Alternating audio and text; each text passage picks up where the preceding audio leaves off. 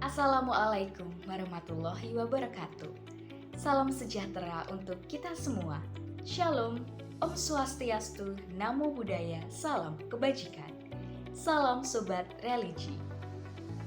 Bertemu kembali dengan saya, Stefani Cayani Sisdiawati dari Jabatan Penyuluh Agama Katolik Kementerian Agama Kota Cirebon.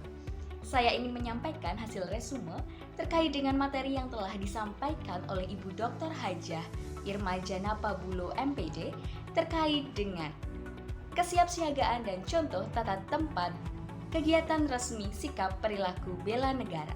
Selamat menyaksikan.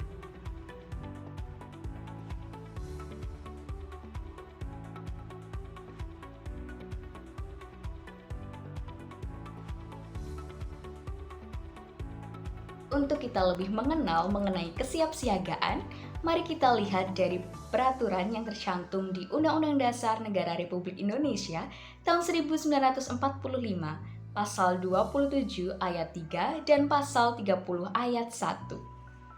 Pada undang-undang disampaikan bahwa kesiapsiagaan bela negara adalah kesiapan fisik, mental, dan sosial yang dimiliki oleh setiap warga negara Indonesia dalam kontribusinya secara personal maupun komunal berdasarkan Pancasila, Undang-Undang Dasar Negara Republik Indonesia tahun 1945, semboyan Bhinneka Tunggal Ika, dan konsep Negara Kesatuan Republik Indonesia.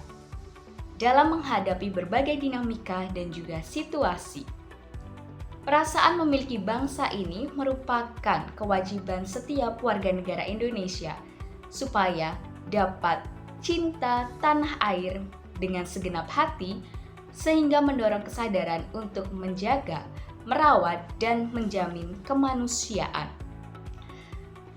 Pada konsep kesiapsiagaan ini terdapat 5 indikator. Yang pertama adalah cinta tanah air, sadar berbangsa dan bernegara, setia pada Pancasila sebagai ideologi negara, rela berkorban untuk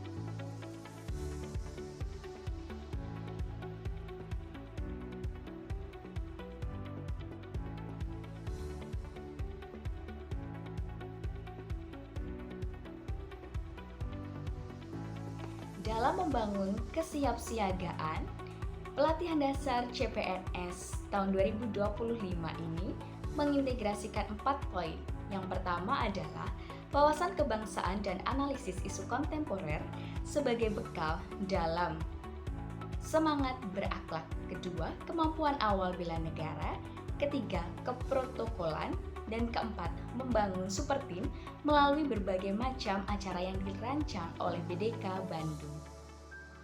Manfaat yang akan diperoleh melalui pendalaman materi kesiapsiagaan bela negara adalah yang pertama, pembentukan karakter untuk seimbang antara karakter pribadi maupun karakter sosial seperti kedisiplinan, kejujuran, tanggung jawab, kemanusiaan, keadilan, persatuan, kesatuan yang berorientasi pada pelayanan publik. Kedua, sadar untuk mencintai Indonesia dengan segenap jiwa raga melalui bangga dan juga melalui pengorbanan untuk bangsa dan negara. Tiga, mengamalkan bakti untuk sesama.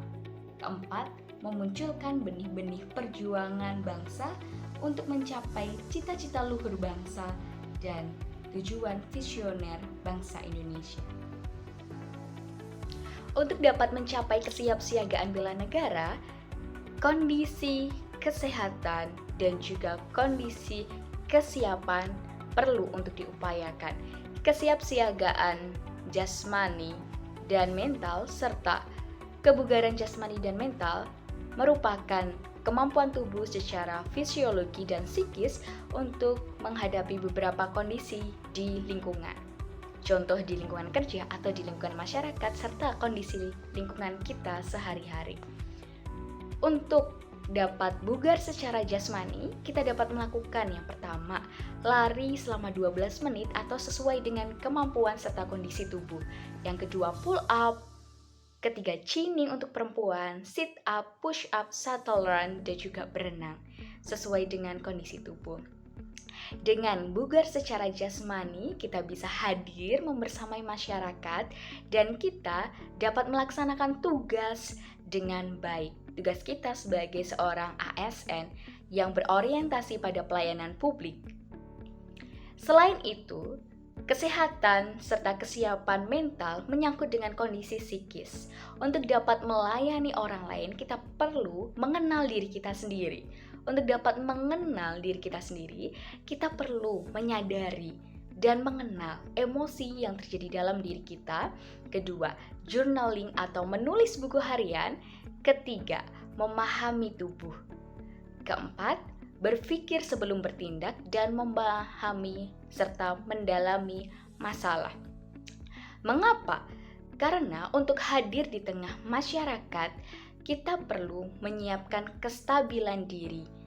Dengan diri yang stabil, kita bisa untuk membersamai masyarakat secara objektif dan dapat melaksanakan kolaborasi yang sungguh-sungguh sehat.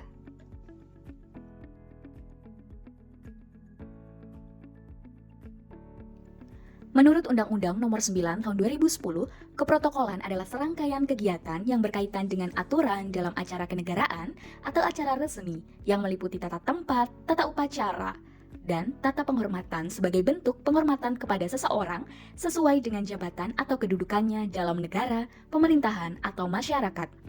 Pada kegiatan resmi kenegaraan, posisi duduk atau berdiri seseorang diatur melalui tata tempat. Ini bukan hanya sekedar formalitas, tapi sebagai bentuk penghormatan sesuai jabatan dan kedudukan. Ini adalah aturan tata tempat pemerintah pusat menurut Undang-Undang Nomor 9 Tahun 2010. Aturan tata tempat berdiri. Apabila pimpinan melakukan jabat tangan, maka pimpinan datang dari sebelah kanan dan pengaturan barisannya adalah posisi tertinggi berada di sebelah kanan dilanjutkan ke sebelah kiri. Apabila staf atau masyarakat yang berjabat tangan, maka aturan pimpinan sampai ke bawahnya adalah baris di sebelah kiri. Dan apabila tidak berjabatan tangan, posisi tertinggi tetap berada di tengah dan diikuti posisi berikutnya secara simetris ke kanan dan ke kiri. Aturan ini menjaga penghormatan dan ketertiban dalam acara resmi. Pengaturan tata tempat dapat pula mengacu pada situasi dan kondisi serta sifat acara. Dalam protokolan, posisi duduk juga diatur berdasarkan jabatan. Untuk meja bentuk U, pimpinan berada di posisi nomor 1 tepat di tengah bagian bawah. Semakin dekat dengan posisi 1, semakin tinggi jabatan seseorang. Sementara itu, untuk meja bulat, posisi 1 tetap ditempati oleh pimpinan, posisi berikutnya disusun secara bergantian ke kanan dan ke kiri pimpinan, membentuk susunan melingkar berdasarkan hierarki jabatan. Dalam pertemuan bergaya tatap muka atau teater, posisi duduk peserta disusun berjajar berhadap-hadapan dengan pimpinan acara. Pimpinan duduk di bagian depan tepat di tengah, yaitu posisi nomor 1. Semakin dekat dengan posisi pimpinan menunjukkan semakin tinggi jabatan atau tingkat kehormatan peserta. Susunan tempat duduk dibentuk simetris dari tengah ke kanan dan ke kiri. Tata tempat ini banyak digunakan dalam seminar, sosialisasi, atau pertemuan besar yang sifatnya informatif satu arah. Sedangkan aturan dasar tata tempat yang keempat adalah ketika naik kendaraan. Saat naik pesawat udara, pimpinan naik paling akhir dan turun paling dahulu. Tujuannya agar pimpinan tidak menunggu lebih lama di dalam dan turun pertama sebagai bentuk kehormatan. Berbeda saat naik kapal laut, kereta api, dan naik mobil. Pimpinan naik dan turun paling dahulu karena posisinya memimpin rombongan dan sebagai bentuk kehormatan struktural. Aturan dasar tata tempat yang kelima adalah orang yang paling dihormati selalu datang paling akhir dan pulang paling dahulu. Intinya, sebagai tanda kehormatan, pimpinan disambut saat datang dan dilepas saat pulang. Aturan dasar tata tempat yang terakhir adalah jajar kehormatan. Orang yang paling dihormati harus datang dari sebelah kanan dari pejabat yang menyambut. Dan apabila orang yang paling dihormati yang menyambut tamu, maka tamu akan datang dari arah sebelah kirinya.